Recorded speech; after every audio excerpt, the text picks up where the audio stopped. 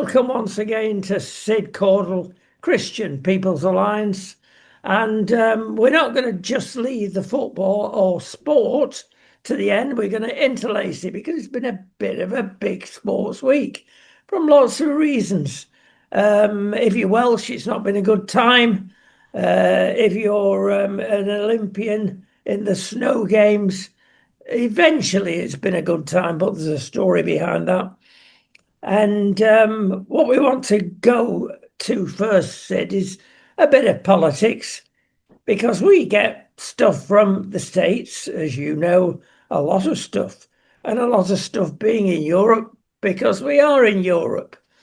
And what's coming out more than anything these days is how politics is christened. Is it right? Is it far right? You tell me. But I tell you what, there's a lot of parties that are considered to be fascist, far right, and it's clearly nonsense, no more so than Portugal, whereas they're still combating. But it appears that the person that was centrist has really gone through the far right christening. Oh, you're far right, you're no good. And it's affected the public in their votes. And they've voted again towards the left. Now, what is this? Because we get it in the United Kingdom as well. Oh, that's far right. And it's not. It's centre or centre right at best. What's going on here? Is this all they can do is name call? To be honest with you, I think it depends on your perspective. You see, when Jeremy Corbyn was leader of the Labour Party, he said, "I'm a democratic socialist. I'm in the centre." So, if you're looking from Jeremy Corbyn's perspective and you're looking at someone like Nigel Farage, you would say, "Oh, he's far right." But you see, I can't really imagine who was actually to the left of Jeremy Corbyn. It's, to me, it's mind-boggling to think that anyone could be to the left of Jeremy Corbyn. I mean, he was totally in favour of complete nationalisation of everything, state control of everything. I mean, he supported Hamas and so on and so forth.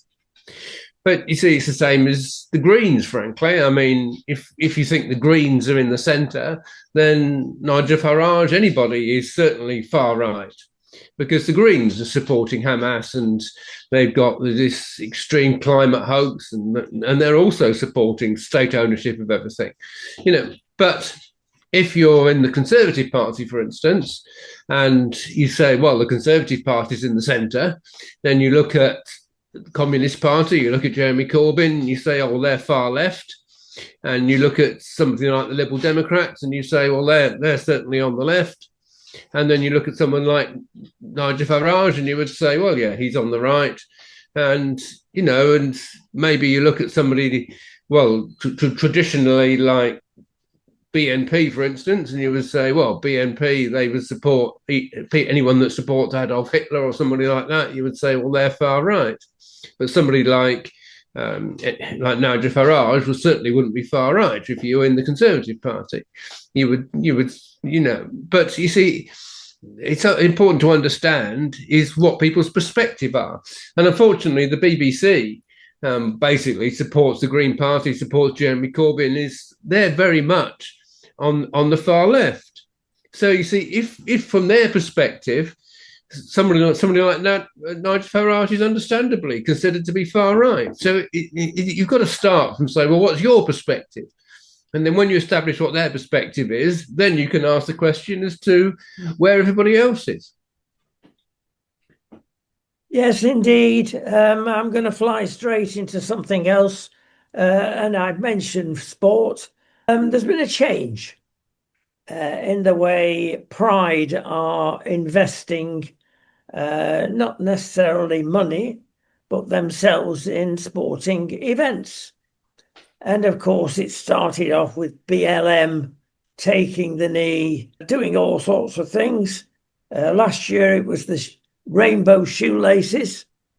Well, they've got even more clever. And what they're doing is putting almost brainwashing us in sports coverage. And I first noticed this in TNT, but Sky Sports are just as bad.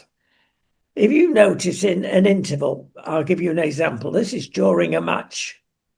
Suddenly they have a replay of the corner of the penalty or whatever, and there's a bumper, a little bit of an intro, and it's a picture that you almost miss of pride and all the rainbow colours.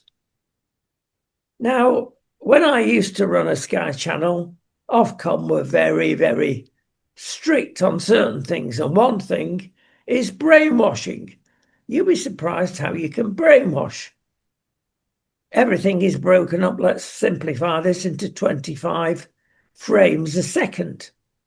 And if you suddenly flash 1 or even 2 frames up, you can't see it, depending on how alert you are.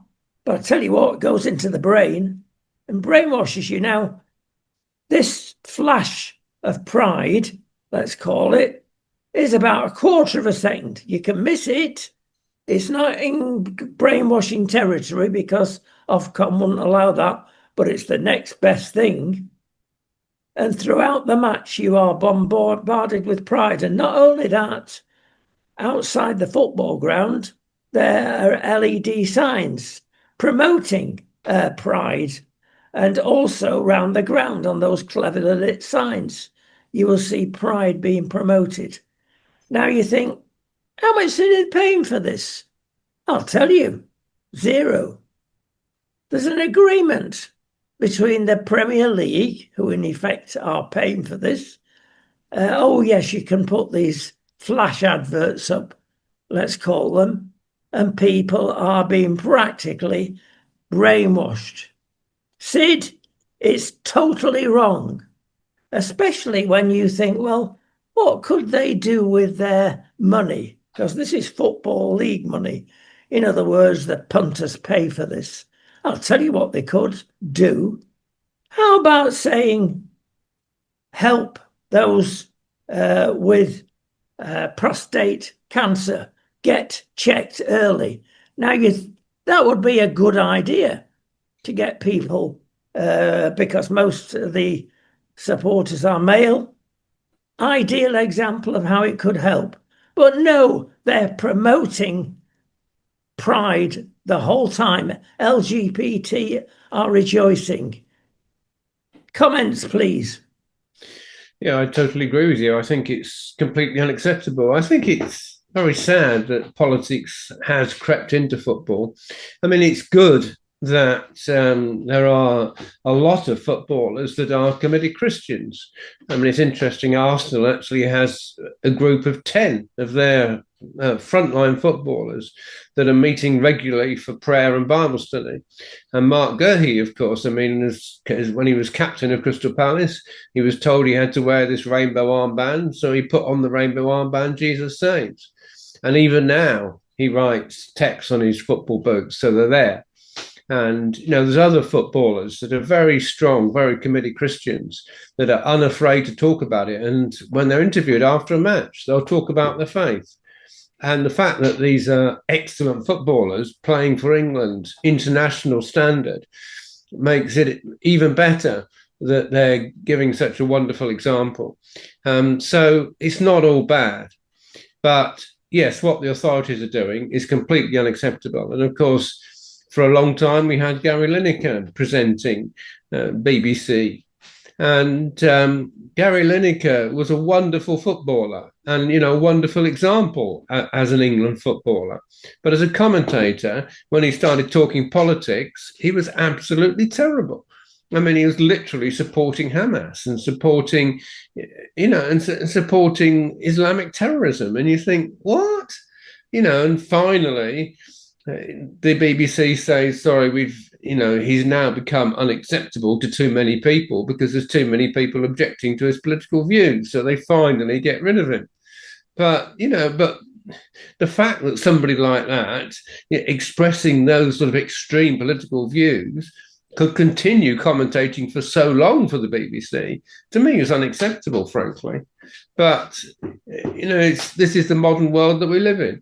But any promotion of pride is basically promoting the new age religion and it's promoting a religion that's unacceptable to me and should not be promoted. End of story.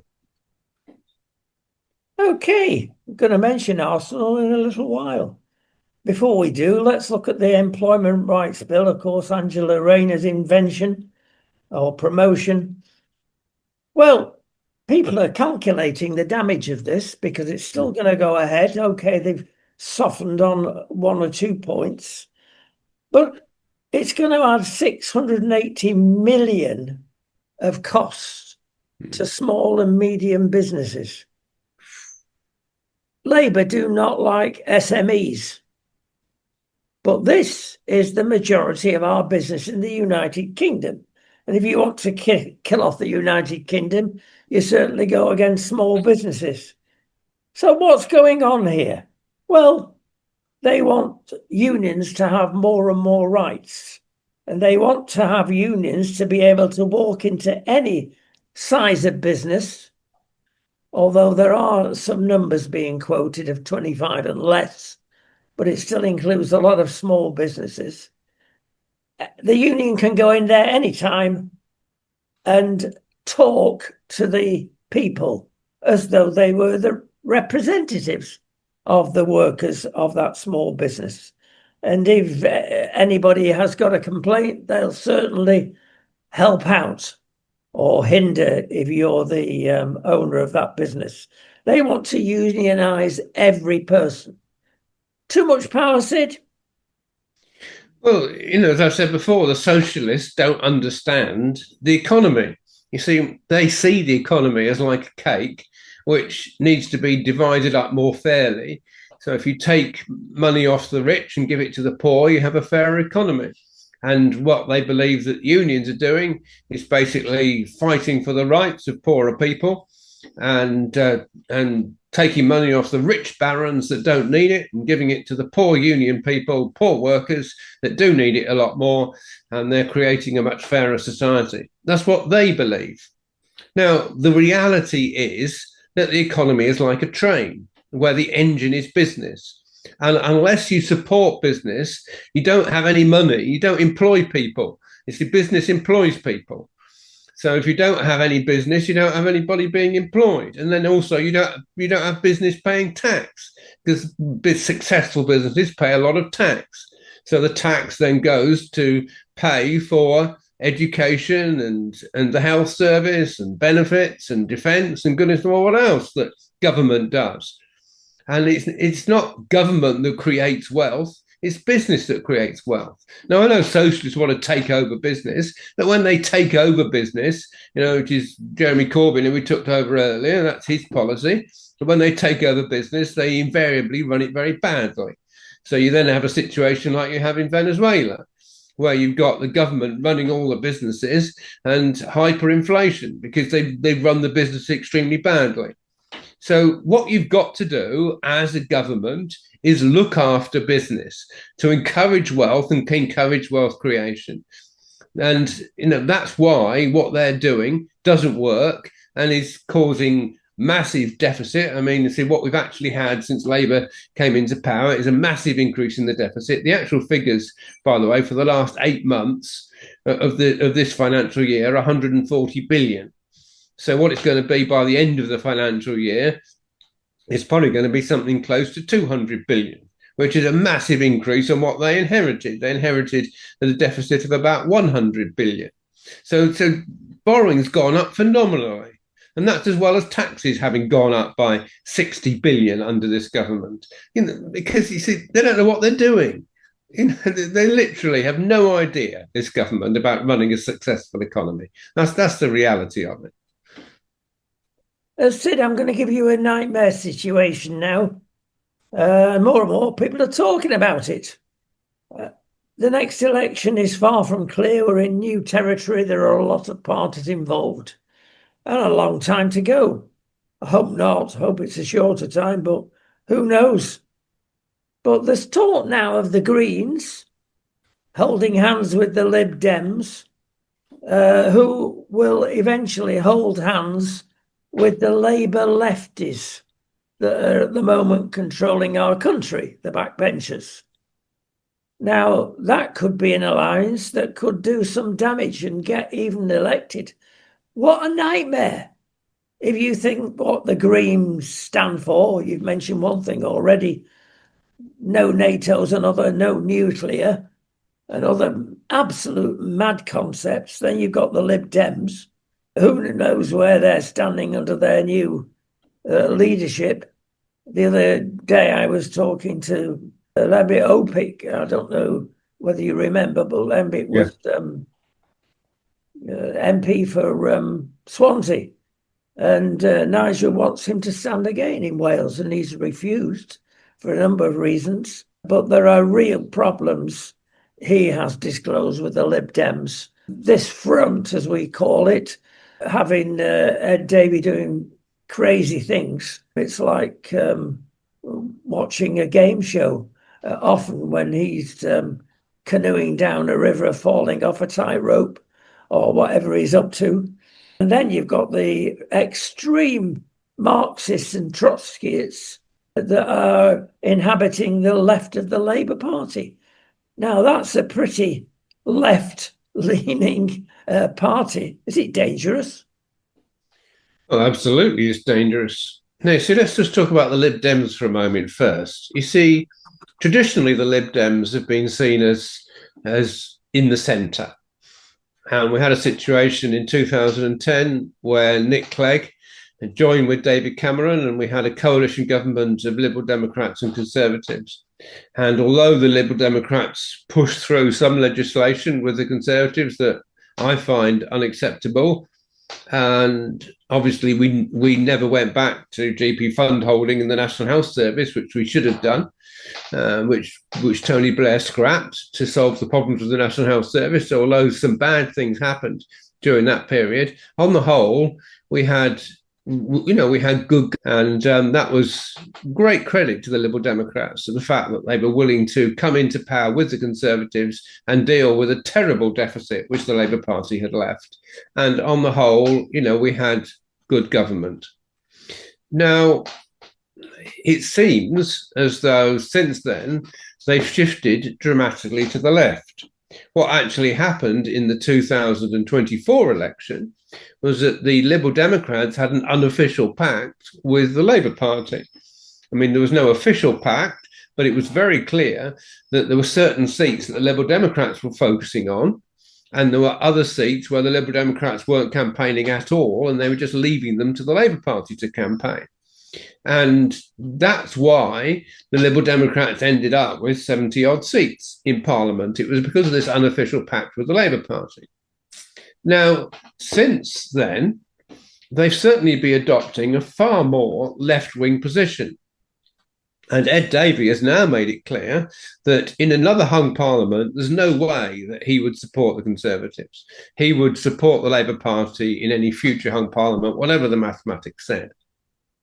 Now, that's quite interesting. Now, the other thing that's also happened is that the Liberal Democrats have actually come out in favour of Hamas and have spoken out against Israel.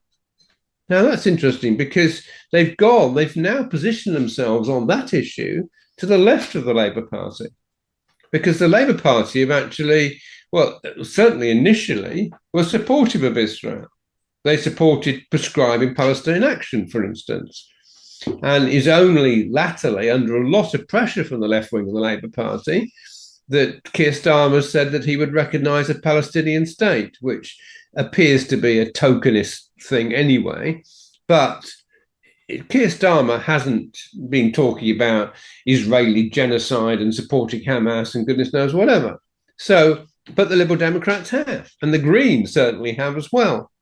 So we now appear to have a situation where the Greens and the Liberal Democrats are the left of the Labour Party, and as you say, are now have more in common with the left of the Labour Party than they do with the majority of the Labour Party. So, yeah, that is a matter of grave concern that we now have this new coalition of the left, apparently. But there must be a lot of Liberal Democrat MPs that are unhappy with this. And the other thing that happened, by the way, with the Liberal Democrats is that prior to the last general election, there were two selected candidates of theirs David Campanale in Sutton and Robert Fellow in Stoke, that were deselected because they opposed the criminalisation of prayer outside abortion centres. And it's like, well, and it's like, what? I mean, which has now gone through. Prayer is now criminal outside abortion centres. And they said, as Christians, we can't support this. And the Liberal Democrats said, well, if you don't support the criminalisation of prayer, you can't be a Liberal Democrat candidate. Now, that to me shows that the Liberal Democrats, which supposedly were, the whole idea of liberalism is that we can have a very broad church and, we respect different points of view within the party. Suddenly we don't respect different points of view anymore. You now have to be on the left. If you're now not on the left, then you can't be in the Liberal Democrats anymore. And that basically is very, very bad. When you think there's people in the past like Alan Beath and David Alton that were Liberal MPs, that were strong Christians, now we can't have that anymore. Fascinating. And it really has to be tied up because people are losing faith in politicians more than ever before. Yeah. And nobody believes a word from some politicians. It's not only Starmer, it's other people as well. There's no trust. Oh, it's only a politician saying that he'll change his mind and flip-flop. If there's no trust, there's no hope, Sid. Well, yeah, absolutely. And you see, we almost seem to have gone back to the situation that we had prior to the 2010 election, when the Liberals said, under no circumstances will we ever vote to increase tuition fees. Then they got elected and went into coalition with the Conservatives and voted to increase tuition fees. And Vince Cable, I remember, said, "Oh, those were just election promises. You don't really expect us, do you, to follow through with election promises? Those things are just something we said to get elected." It's like, well, what? So, I mean, really, you're undermining the whole electoral system when you say, "Oh, we just say things to get elected, but when we're elected, we do something totally different." But that's exactly what's happened with Keir Starmer. He's come into power with a manifesto and telling people, this is what I'm going to do. And then after getting elected, has done things completely different. And not surprisingly, very early on in this Labour government, they took their manifesto down from their website. So it'd be very difficult for people to read their manifesto. But I read it, so I know what it said. And for instance, on the economy, it said, we will increase taxes by 8.5 billion, and they gave the specific taxes they were going to increase, one of which, by the way, was VAT on private school fees, which they put in their manifesto and which they've done. But they said any more spending will come from existing budgets, that we will not increase spending beyond this very specific tax increases that we're going to put into effect. And they came into power, and in a matter of days, they just scrapped the manifesto and they've actually increased taxes by 66 billion. That's just one example. We could go on and on and on with what they've done, which is totally different from what they said that they would do. Yeah, let's switch sports and go to Michael Schumacher. And we think back to that terrible accident he had 10 years ago. And we've not seen him at all. And his wife has closed the doors completely. He spends his time between his £60 million house overlooking Lake Geneva and his other house practically worth the same in Mallorca. And that's it. Nobody knows what's happened to him. Not a word has come out. Well, it started to. He was a phenomenal world champion, 7 world championships, Formula One. And it's so cruel, Sid. Off-piste, I believe, hits a rock with his head, had all the best skiing equipment, but if you hit a rock at 60 mile an hour or whatever, it's like hitting something on a motorbike, I suppose, at that speed. And 3 or 4 people are sort of allowed in to see him every now and again. But actually, he's now in a wheelchair.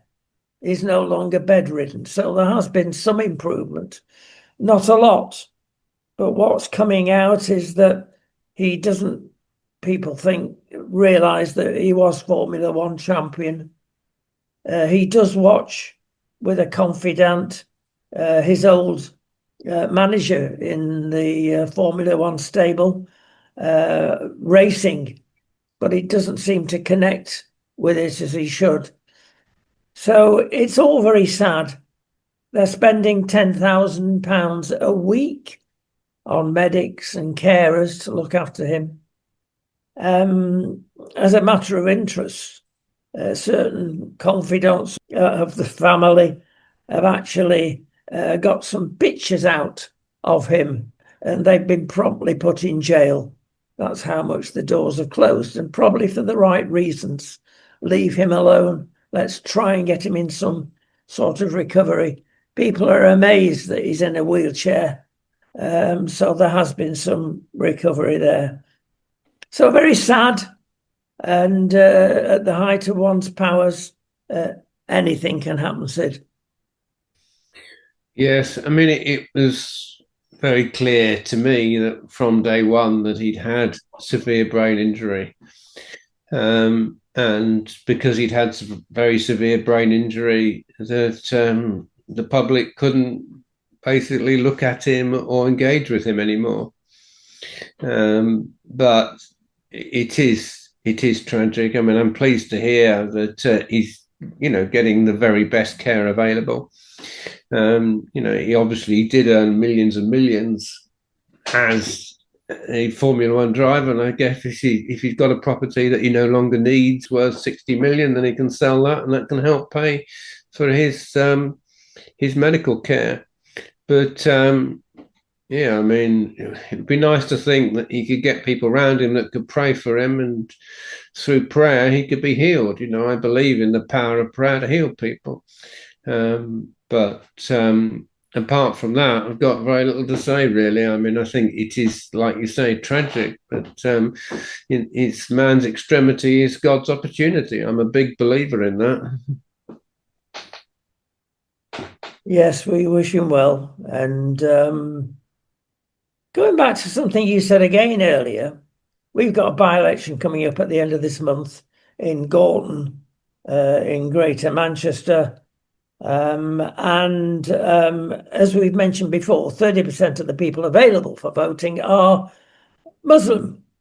And Nigel's put in there a good candidate, but not necessarily would fit in with the northern scene. That's Matt Goodwin. And are we going to learn much from this, Sid? Because it's such a one-off, rather like Philly, of course. Will it give any indication of what's going to happen in the future? Well, it's interesting that in this seat, the Muslims, as you say, who are a large minority in the constituency, have actually come out in support of the Green candidate. Now, if they follow this through, and the Muslims do tend to block vote, it's not like Christians, unfortunately, who all tend to vote against each other, so never actually achieve anything. The Muslims tend to block vote and literally decide which candidate they're going to support. And on that basis, they do have a habit of winning. I mean, often in by-elections, they've actually got behind George Galloway, who actually said he thought about standing in this seat, but decided not to. Possibly because the Muslims actually said to him, no, we're going to get behind the Green candidate. So, yeah, it is on that basis likely that the Greens will do very well. And I wouldn't be at all surprised if they don't actually win this election. It'll be significant from a point of view of whether the Muslims are going to get behind the Labour Party at the next election, because you see, they didn't in the last election. because of the Labour Party's support for Israel, basically. So what they did there was to put up a lot of independent candidates, and I believe some 6 or so of them actually got elected, which are basically independent candidates supporting Islamic terrorism. And it's terrible that we've actually got people like that in Parliament. And the effect of that, by the way, was actually seen when Maccabi Tel Aviv were playing Aston Villa in Birmingham. And it was these MPs that were putting a lot of pressure on the police to ban all the Israeli supporters from attending the match. And they were successful in putting the pressure on the police. And the police agreed to the request from the MPs because they were elected MPs. And obviously, the police do have to take notice of what elected MPs are saying. But it's tragic that that happened. But in this by-election, it'd be very interesting to see the votes that the Greens get and the votes the Labour Party get. Now, because basically the Greens and the Labour Party are going to be divided, it could well be that reform could come through the middle. There are, even though there may be 35% Muslims in the constituency, there's still 65% non-Muslims. So there's still a possibility that reform could win. The Conservatives will get a derisory vote, without a shadow of doubt. The Conservatives will be voting for reform. The Liberal Democrats are there, but they'll also get a derisory vote. So it appears to be that the candidates are Reform, Greens and Labour. So it really depends on whether the people on the left in that constituency will reject the Labour Party and all vote Green, which is what basically happened in the Welsh election, where it looked likely the Reform were going to win in the Welsh by-election. I can't remember what constituency it was now, but it was a by-election where it looked as though Reform were likely to win. The Labour Party vote was collapsing, so everyone on the left then went and voted for Plaid Cymru, who then won the election. So that could well happen, but we'll have to wait and see. But it is certainly interesting to see what's going to happen. Right, let's move on to Gavin Ashenden. Now, Gavin and I have worked together for donkey's years on various programmes, and he's been appearing on, well, anything from the BBC to GB News. Does a lot for GB News, and I heard him the other evening, and I thought, wow. He was talking about Islam, and I thought, oh, he's coming straight out with certain things there. I wonder if he will be invited back in the future. And I thought, right, let's get to the nub of this. And I invited him onto the show and put to him various points. And we've put this program out. And boy, are we getting a reaction. Now, Gavin's not a shouty, quite distinct and calm, theological, thoughtful, and of course to Queen Elizabeth II, paid regular visits as a chaplain to her. And the least you would expect a person that appears to be possibly part of the elite was to come out and say a number of things. The first thing he said, we are in danger of a pincer movement in the United Kingdom. On the one side, you've got Islam. On the other, you've got Marxism. Do you agree with that, Sid? Well, I think he's right in the sense of the danger. I don't think he's right in the sense that it's already a done deal and there's nothing we can do about it. But he's certainly right that it's a danger because the left have got no idea what's going on with Islam at all and don't want to know. As far as they're concerned, Islam is an enemy of Christianity and Christianity is also their enemy. And they're quite happy to join with Islam and work with Islam in any way that they want. And we've just talked about the Green Party and the Liberal Democrats, etc., and the extent to which they've been trying to get Muslims to vote for them, and the extent to which the Labour Party has been losing Muslim votes, but the Labour Party has also been working very hard to try and win back Muslim votes. So, for instance, they're talking about a new definition of Islamophobia, as if suddenly, we need a new legal a new law passed to protect Muslims because Muslims are under a lot of pressure. I was also hearing today, by the way, also that that small boat migrants that are coming over have been given 500,000 as some reward for damaging their human rights. I mean, they're just utter nonsense, But that just shows the extent to which the left have got no idea what's going on. What I'm referring to basically is that it's now proven that the people coming over in small boats are basically Muslims coming over to make the West more Islamic. And that was something which Mamdani, the mayor of New York, actually said openly. These people are on a Hajj in order to follow the example of the Prophet Muhammad, who went on a journey in order to make Mecca Islamic. And that's what they're doing. So Mamdani's told us that that's what's going on. So if we come back now to Gavin Ashenden, see what he's saying, he's identified something which is very real. Muslims working with the left in order to take on the Christian religion, basically, and the Christian basis of the West, which it has been. I mean, the basis of this country has been Christian in the past. Yeah, and it is a very real concern. And he also said that it's a major concern. He said 99% of people in this country don't know what Islam is about, which I don't know whether that's true or not. I think increasingly people do not know what Islam is about. I certainly do.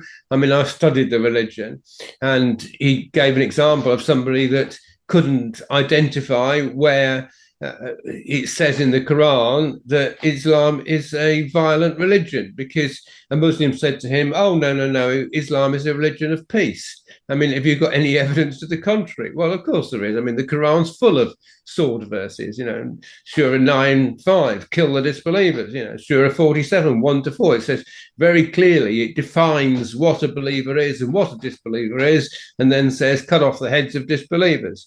And we can go on. And ISIS has got no problem in quoting the Quran to justify their action. It even quoted a verse in the Quran that said, "We will strike terror into their hearts." I mean, there's masses of verses in the Quran that you can quote, and the idea that somehow there aren't any, that Islam is a peaceful religion, is just a lie, and it's a blatant lie. But they've got no problem in telling lies. I mean, because as Gavin Ashenden quite rightly said, one of the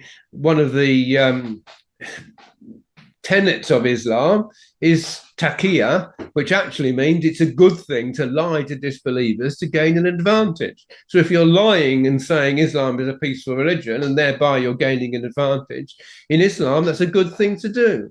You see, people don't understand this either, which is very, very important to understand that concept. Because in Judeo-Christianity, we've got, the commandment, you shall not bear false witness. And Jesus said, I am the truth.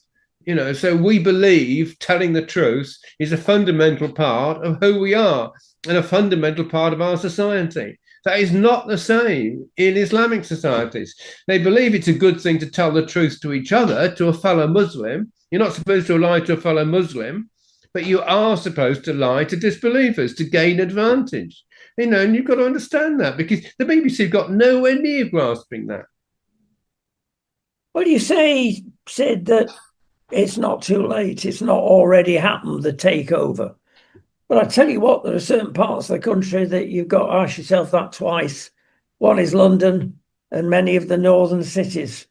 And when you look at close on 12 mayors and assistant mayors, it's very complicated these days. The next thing that Gavin said, the next thing we'll be bringing in Sharia law, even at a local level. And you don't need, statistically, many more Muslims in a country to do a takeover. Well, I mean, there are certain things that are concerning, undoubtedly. And certainly in Tower Hamlets, where they've had that man, Lutfur Rahman, who got in, he got in first as a Labour mayor. And then when the Labour Party threw him out, he then got re-elected as an independent because all the Muslims in Tower Hamlets voted for him. And in Tower Hamlets, they've had people literally assaulting women that weren't dressed as they wanted to. assaulting people that are drinking alcohol, because you're not supposed to drink alcohol in Islam. And that's been going on as vigilantes on the streets, which is a major concern in Tower Hamlets. But see, the other thing which is unacceptable in Sharia law is the fact that if anyone leaves their Muslim religion, they should be killed. Now, they won't be killing people yet because they don't yet have the power to be able to put someone to death for leaving their Muslim religion. But they will be assaulting them. And part of the whole demand for this new law for Islamophobia will be to basically to have the power to arrest and imprison people that leave their Muslim religion. That's what they want, because that is part of Islam. They haven't got it yet, but I don't think they'll ever be able to get that in the UK. But we wait to see. But it's absolutely vital that we expose what they're doing. We speak out against it.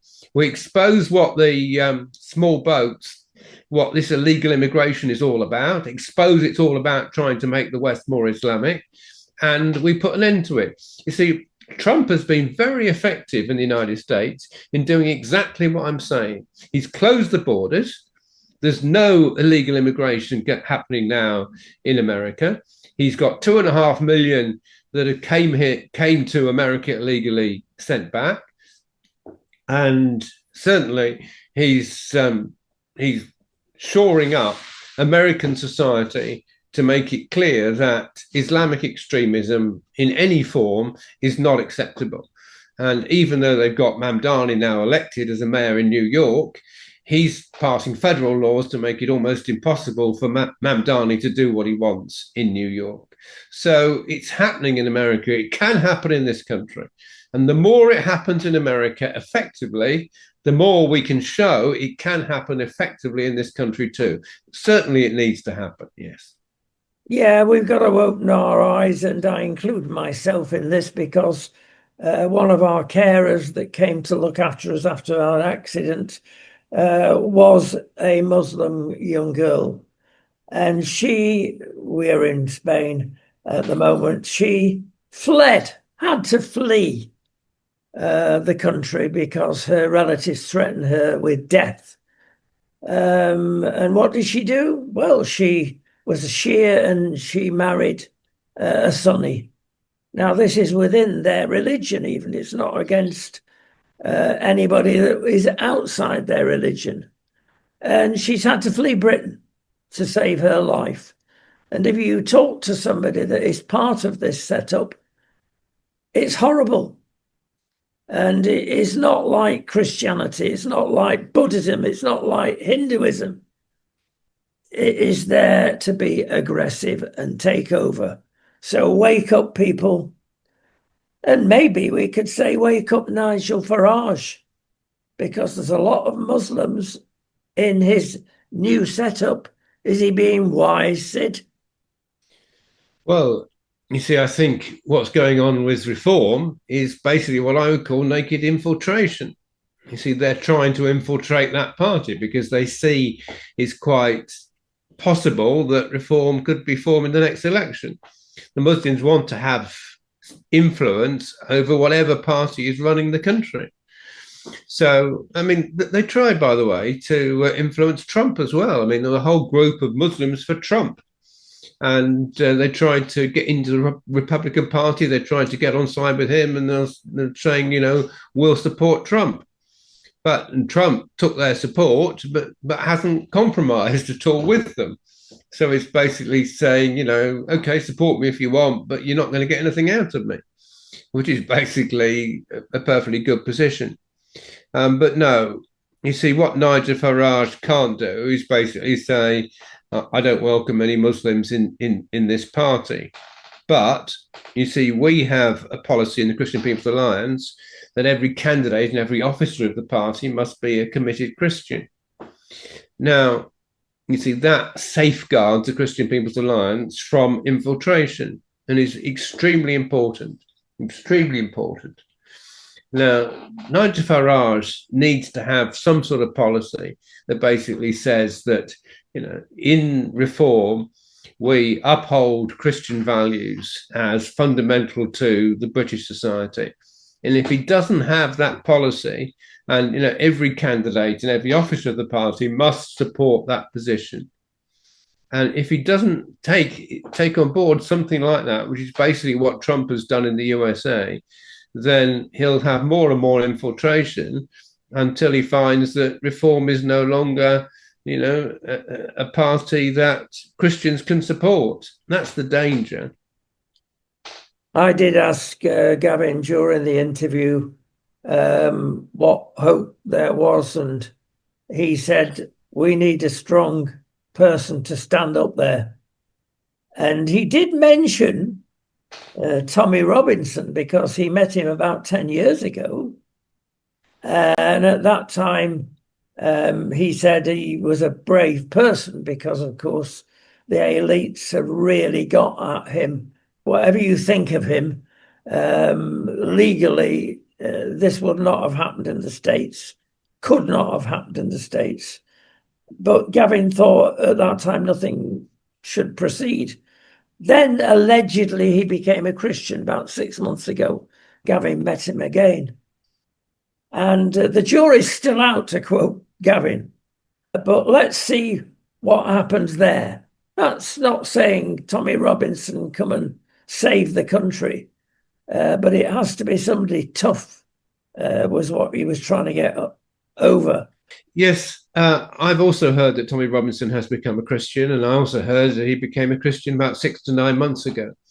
The problem is that he represents a violent reaction to Islam, which is something I don't support. And I've actually seen that myself physically when his supporters turned up at Speaker's Corner where I was and started fighting with the Muslims. You see, I believe that our reaction has to be verbal, not physical. Because you see, it's what Jesus basically told: go into all the world and preach the gospel, teaching people, and Jesus spoke out against the Pharisees. So with some very, very strict words, if you like, woe to you, scribes and Pharisees, hypocrites, you're like whitewashed tombs that appear beautiful, but inside you're full of all sorts of uncleanness. People have this idea sometimes that Jesus was just loving to everybody. He wasn't loving to everybody in the sense that he was unafraid to speak out. And we've got to be willing to speak out, but not to engage in violence.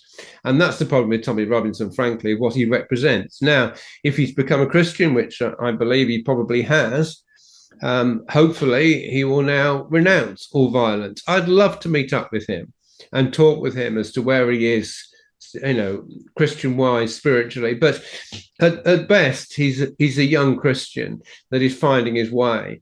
And it's very wrong for people in the Christian church to think, oh, now we can all now get behind Tommy Robinson, because that puts far, far too much pressure on him, frankly.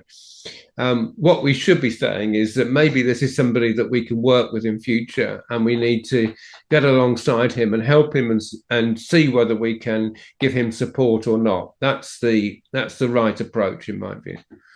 Yeah, it's been reported to us yesterday, actually, that he's had to flee the country. He's got a target on his back. Who's aiming at it? It could be several people. But he is abroad at the moment, allegedly. Okay, well, you see, the thing is, if he's now a Christian, he can now receive protection from God. And if he's got protection from God, then people that are attacking him will not succeed, which is basically what happened with Trump. Trump gave himself to God and sought God's protection. And then we've had several people that have tried to kill him. And it's almost incredible, frankly, that that guy that shot him wasn't successful, because he was shooting from a very short distance. And anyone with a rifle from that distance should have easily been able to kill the person he was shooting. The fact that he missed was just like unbelievable. But it was God's protection from Trump. It's there. The other guy that was on his golf course that was hiding in a bush, the fact that one of the security guys saw the end of his rifle sticking out the bush, and basically shot at him, and saved Trump's life, again, was incredible. because it must be incredibly difficult to see the butt of a rifle sticking out of a bush. I mean, and Trump could very easily have been shot and killed by that guy. But God protects people. God protects his own, and Well, God will be protecting Tommy Robinson. yes. Well, while accepting what you're saying, Sid, I have got two words to say to you about that, and that is Charlie Kirk, of course. Yes, who knows why that happened? He had been warned, by the way, but didn't heed the warnings. But who knows why God allowed that to happen? It may have been, some people are indicating that it may have been that Charlie Kirk was about to go down a completely different path. And therefore, God had to remove him to preserve his integrity. But I don't know why that happened. But I do know that God could have saved his life, but didn't. Lastly, and personalising this a bit and getting back to sport before we go, Sir Jim Manu, Ineos has come out with colonisation, and Gavin Ashenden said he was right. Was he? Oh yeah. So I think his choice of words was probably not right, but undoubtedly, I think if he'd have said that they are on a crusade in order to make the West more Islamic, he'd have said absolutely right. To say they are colonizing the UK was probably not an accurate choice of words, but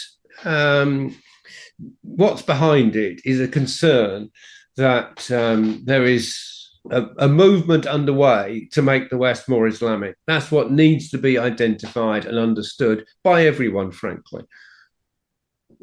Significantly, before we finally leave this subject, I'm reminded of the let's call them advertisements that GB News puts on when each presenter says something about their program. Please watch this. And I'm thinking of Michelle Dewberry, ex-apprentice, of course. And she's got a show on in the early evening, and her promo comes out with a statement to the nation. I'd like to shake you so that you understand what I'm saying. That's frustration. Now, have we reached frustration?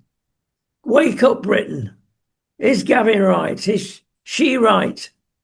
Well, we've got to be clear and accurate and understand what's going on. And they are right to a certain extent that we need to be concerned over what's going on. But we also know as Christians that Islam doesn't have the final answer. Christians will have the final answer. Jesus will be victorious. And the idea that Islam will succeed in conquering the West and drive everyone out is not true. Jesus will conquer and will win the battle. And one other thing I would say, by the way, is that when that statement was made by Jim Ratcliffe, Keir Starmer used it. Keir Starmer demanded an apology, and he used it to divert all the attention against all the pressure he was under over Peter Mandelson, and basically managed to divert all the media to talking about Jim Ratcliffe rather than talking about him. So it was a very clever ploy on his behalf, far more than the reality of a problem that Jim Ratcliffe had created. Back to football before we go, and back to Arsenal. I threatened you with Arsenal. They've been criticised by quite a few pundits for playing a boring game. And I don't agree with what's been said, actually. But something came out to me when Man U played West Ham last weekend. And I groaned because, of course, the West Ham manager is Espiritu Santo, Holy Spirit, if I can think of a manager misnamed, I don't know, let's call him Nino.